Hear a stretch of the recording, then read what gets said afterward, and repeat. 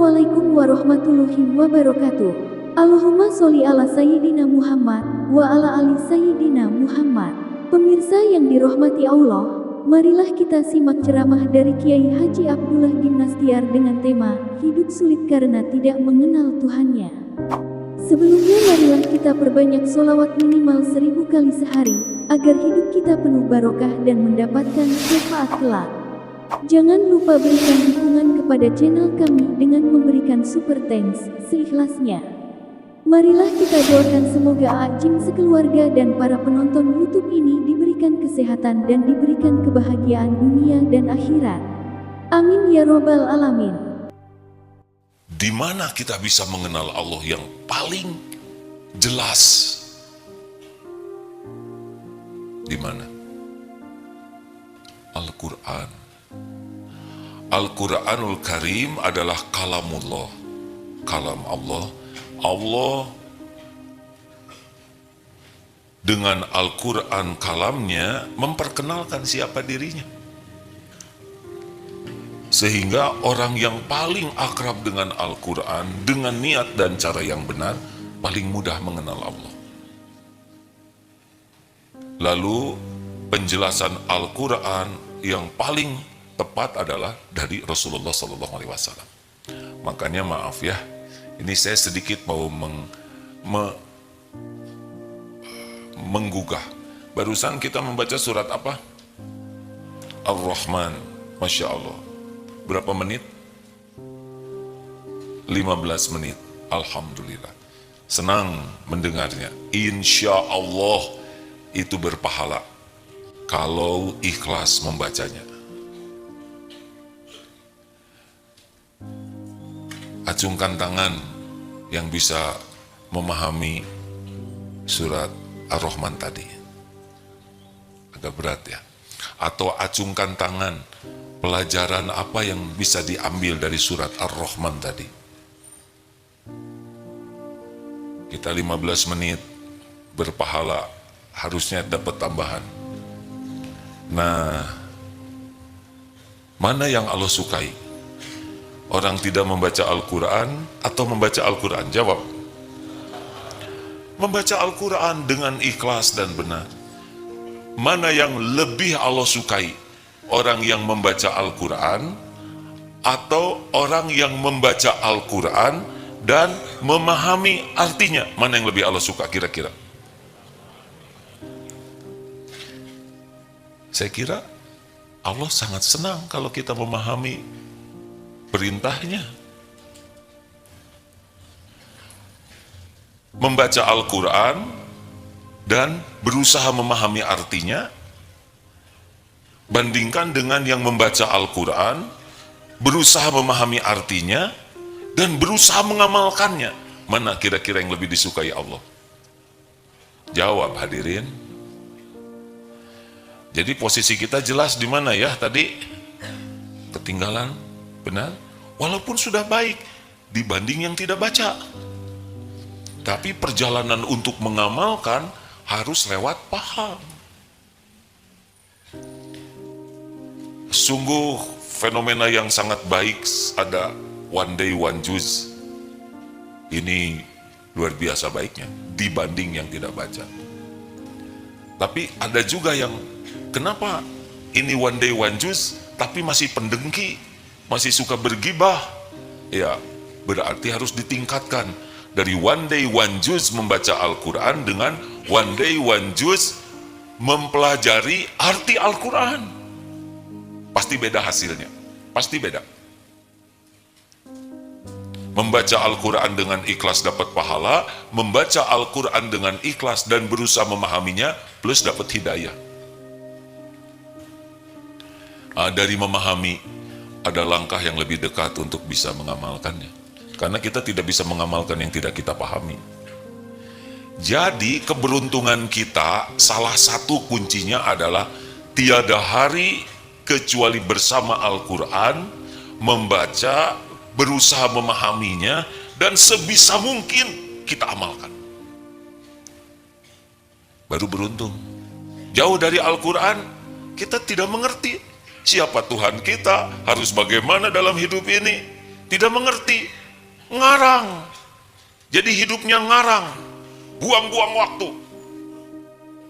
Kita punya HP, kita lihat segala macam urusan dunia, tapi tidak kita baca berita akhirat. Tidak kuat kita 1 menit aja ayat kursi. Allahu la ilaha illa huwal hayyul qayyum. Langsung skip aja. Kenapa ayat kursi jadi lama? Tidak kuat. Tapi berita pernikahan artis, perceraiannya, anak yang tidak jelas, dibaca. Semua dibaca berjam-jam. Inilah yang harus kita pertanggungjawabkan. Padahal waktu itu aset kita. Jadi waktu itu bagian dari hidup kita. Setiap waktu lewat seperti copot. Kita tuh bahasa Sundanya merepel. Makin lama copot. Tidak bisa kembali. Kalau rezeki tidak kebagian hari ini, besok masih ada harapan. Tapi kalau waktu lepas hari ini, besok tidak ada lagi waktu yang tadi. Sholat Isya barusan tidak ada lagi. Besok belum tentu punya sholat Isya. Maka hadirin sekalian, kalau ingin lihat kualitas seseorang, lihat bagaimana dia menggunakan waktunya. Lihat bagaimana dia menggunakan waktunya. Apa yang dilihat? Dia pembelajar sejati? Tidak, itu lihat. Kalau orang suka sekali belajar, menggunakan waktunya, terutama belajar untuk mengenal Allah, mengenal apa yang disukai dan dilarang Allah, mengenal apa yang harus dilakukan dalam hidup ini benar ini orang. Bagaimana mungkin kita hidup di dunia tidak tahu apa yang harus kita lakukan? Ngarang saja, ngarang, sibuk, pontang-panting, pentong, tapi tidak jelas. Waktu habis untuk ngobrol sia-sia, lihat yang sia-sia, bahkan maksiat, merepel terus, makin habis, padahal belum tentu panjang umur. Alangkah bodohnya kita. Dan pasti tidak bahagia. Contoh, tentang harta. Banyak orang yang tidak mengerti ilmu harta. Padahal jelas di Al-Quran, pemilik harta itu adalah Allah. Wa ma min dabatin fil ard, illa 'alallahi rizquha. Surat Hud ayat 6. Tidak ada satupun makhluk melata yang Allah ciptakan di bumi ini, kecuali Allah lah yang menjamin rizkinya. Sama kita semua. Kalau sudah yakin Allah yang menjamin rizki, tinggal bagaimana caranya kita menjadi orang yang layak diberikan rezeki yang terbaik oleh Allah. Bukan kantor, bukan orang tua, bukan pembeli yang memberi rezeki, Allah. Siapapun, hanya Allah yang memberi rezeki. Mau Islam, tidak Islam, taat, tidak taat, berbuat baik, ahli maksiat, mau yang kaya, yang miskin, binatang, gajah, paus, sampai ke semut, sel, kuman, semuanya Allah yang bagi. Dimanapun, kapanpun. Kalau yakin Allah yang membagi rezeki, tinggal minta dan berbuat apa yang membuat kita layak mendapatkan rezeki terbaik kita, ya. Bukan masalah rezeki, ya, tapi rizqan thayyiban. Penjahat juga dikasih rezeki. Dan kita tidak usah ribet pakai iri dengan rezeki orang lain. Apa yang harus ribet? Kalau teman kita punya motor, ini dapat rezeki ini, dia bisa beli rumah, kita tinggal minta saja. Karena orang lain juga Allah yang ngasih. Mau apa iri dengki kepada orang lain capek-capek? Orang iri dengki karena kurang iman. Waduh, sekarang harga-harga naik. Ya biarin. Mau dulu, sekarang, nanti. Tetap saja yang ngasih rezekinya adalah Allah. Kita tidak baca Quran, tidak tahu bahwa rezeki itu Allah yang membagi. Makanya tingkatkan dari senang membaca Al-Quran menjadi senang membaca Al-Quran berikut artinya ditadaburi. Kalau hanya baca Qurannya saja, ya seperti tadi, insya Allah dapat pahala, tapi ketika ditanya pelajaran apa yang diambil, itu tuh ada yang berulang-ulang berapa kali, ya begitu. Tapi kalau paham, Masya Allah, satu ayat yang pendek saja bisa menggugah. Artinya, siapa yang ingin beruntung, pertanyaannya, seberapa dekat kita dengan semangat belajar? Berapa jam sehari kita mengalokasikan waktu untuk belajar dengan sungguh-sungguh. Berapa banyak kita ini tertinggal banyak sekali ilmu tuh. Dan kita tidak mungkin menguasai ilmu Islam seluruhnya. Kita belajar secara bertahap, tidak apa-apa. Belajar, pahami dengan benar dari guru yang benar-benar keilmuannya bisa dipertanggungjawabkan. Tidak rumit ya, agama Islam tidak ribet. Tidak usah harus mengadakan amal-amal yang kita sendiri masih bingung dan ragu. Sudah, kita pegang saja yang amal yang aman, yang sudah tidak diperselisihkan, lakukan dengan ikhlas. Tidak usah mengomentari yang lain kalau kita kurang ilmu. Yang penting amalnya benar dan dilakukan dengan ikhlas, nanti Allah menambah ilmu kita. Wah, bagaimana kalau kita meninggal sebelum paham Islam? Gak apa-apa. Tidak apa-apa, yang penting kita meninggal di jalan ini. Kita belum tahu semua, belum mengamalkan semua ilmu Islam, tidak jadi masalah. Yang penting kita belajar dengan ikhlas dan kita berusaha mengamalkannya. Lalu kita mati usia muda, belum tahu banyak, gak apa-apa. Allah menilai bagaimana keikhlasan kita mencari ilmu dan keikhlasan kesungguhan kita mengamalkan ilmu. Sudah tahu kan kenapa kita menderita lemah ilmu dan lemah, siapa yang nyebut lemah syahwat? Lemah jiwa, hadirin. Lemah jiwa artinya kita semangat cari ilmunya kurang, jadi ilmunya sedikit. Lalu udah ada ilmu juga tidak diamalkan, kalah oleh malas, kalah oleh emosi, kalah oleh syahwat, kalah oleh ketamakan kepada dunia. Selesai, hidup ini tidak ada apa-apanya, nunggu mati. Mati, na'udzubillah, bisa su'ul khotimah. Ayo kawan-kawan semua, kita serius kembali ke Al-Quran. Takdirnya sekarang kita sudah diberikan HP, punya HP kan? Zaman ini, dibanding sebelumnya, umat Islam punya Quran sekarang. Di tangannya, tiap hari, tiap waktu. Benar? Tinggal dibuka atau tidak. Kalau HP ini banyak dipakai belajar Al-Quran, mendengar tafsir dari para mufasir ulama yang bisa menjelaskan Al-Quran dengan kapasitasnya ya, bukan sembarangan. Kalau AA sendiri masih jauh dari kapasitas penafsir, tidak, baru membaca saja dan menyampaikan yang dibaca. Di sini bisa belajar Al-Quran tafsirnya, Buya Hamka ada, Ibnu Katsir, semoga Allah memuliakan semua, di sini ada. Kalau HP kita ini diniatkan untuk belajar, aneh tapi nyata, keinginan melihat yang maksiat jadi berkurang. Karena Allah yang mengambil hasrat untuk berbuat maksiat. Al-Kisah, ini kisah nyata di Timur Tengah. Ada seorang pemabuk yang memang mabuk saja. Malam bangun mabuk, pagi sampai siang, sore tidur, tidak ada sholat. Suatu saat ditemui orang ini di masjid. Tetangganya heran, lah ini kan pemabuk sejati. Lalu diminta menceritakan kisahnya. Suatu saat dia mau membeli minuman, mau mabok, tapi harus makan dulu sebagai dasar-dasar kemabokan. Karena tidak boleh minum sebelum makan. Ada juga aturan SOP, dan dia patuh. Dia ke warung mau beli roti. Ini kisah nyata, hadirin. Walaupun mungkin menceritakannya tidak semirip yang dengar ya, tapi esensinya. Lalu di jalan melihat seekor anjing kecil, sedang musim dingin di sana, menggigir dan kelihatan lapar. Tiba-tiba terenyuh hatinya. Duh, kasihan lihat anjing. Diambil saja, dimasukkan ke jaketnya. Yang tadinya mau membeli makanan untuk dia, jadi beli susu untuk anjing kecil ini yang kedinginan. Dibawa ke rumah. Lalu diberi minum di air susu tersebut sehingga dia bisa lebih segar. Sambil ada rasa iba.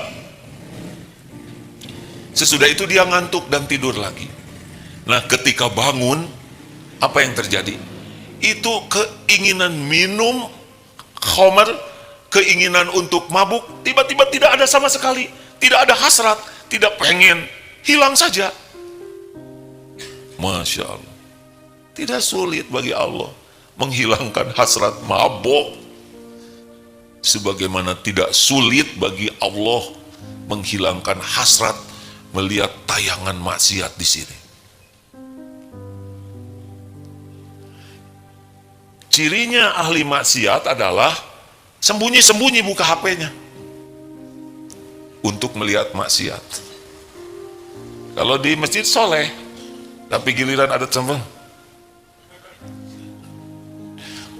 Dan katanya kelihatan di kukunya.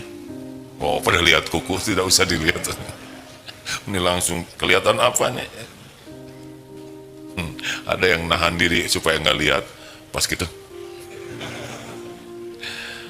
Setan sangat menyukai kita membuka maksiat di sini. Dan oleh Allah di sini ada algoritmanya. Jadi kalau yang biasa kita buka, nanti dia akan keluar sendiri rangkaiannya. Hadirin sekalian, niatkan teknologi untuk melakukan percepatan kita menambah ilmu. HP ini untuk nambah ilmu, bukan nambah dosa. HP ini untuk membaca Al-Quran, belajar menerjemahkan Al-Quran, dengar ahli tafsir Al-Quran. Luangkan waktu sebisa mungkin, beli headsetnya, naik motor pasang, naik sepeda pasang, sepanjang jalan belajar dengar Quran, terjemahkan, dengar penceramah, menjelang tidur, terus saja, terus usahakan. Lihat perbedaannya. Makin tambah ilmu, tambah mantap hidup kita ini. Kalau ada yang menjengkelkan, bagaimana? Sudah ada SOP-nya di sini. Wa idza khatabahumul jahiluna qalu salam. Kalau ada orang ngomong jelek yang bikin tidak enak kepada kita, orang jahil, kita berkata baik, berkata yang mengandung keselamatan. Ada SOP-nya, bukan marah-marah, bukan jengkel. Bagaimana kalau kita ingin bahagia? Alladzina yunfikuna fis sarra'i wad dharra, berinfak. Bahagia itu dengan berinfak, bukan memperbanyak tabungan dan menyedikitkan infak. Bahagia itu dengan berinfak di kala lapang dan sempit. Surat apa? Ali Imran berapa? 134. Wal kadhiminal ghaidh, menahan amarah. Bahagia itu bukan mengumbar amarah, menahan amarah. Orang yang mengumbar amarah, dia tidak akan bahagia, dia tidak akan disukai, dia akan berlumur dosa dan akan bertubi-tubi musibah menimpa dirinya. Karena setiap kali marah menzolimi orang, maka doa orang yang dizolimi bisa jadi petaka bagi kita. Bahagia itu wal afina 'anin nas, memaafkan, tidak ada dendam. Apa-apaan dendam? Apa-apaan sakit hati? Tidak ada perintahnya. Tapi dia menyakitinya gak apa-apa, kita maafkan. Kalau tidak ada yang menyakiti, kita tidak memaafkan nanti ya. Benar? Kenapa harus sakit hati? Semua sudah ada di sini SOP-nya. Banyak yang khatam Quran, tapi belum tentu khatam terjemahnya. Ya. Mari sahabatku sekalian, ingin jadi orang beruntung, jadilah pembelajar sejati, terutama belajar memahami agama dengan niat yang ikhlas. Kenapa niat ikhlas? Karena ada yang diberi ilmu agama, tapi oleh Allah tidak diberikan keberkahannya. Kenapa? Karena Allah tahu niatnya belajar itu untuk diakui orang. Sebagai orang yang pintar, orang yang luas wawasannya, ingin disebut alim, ingin disebut kiai, ingin disebut ustadz, ingin disebut syekh.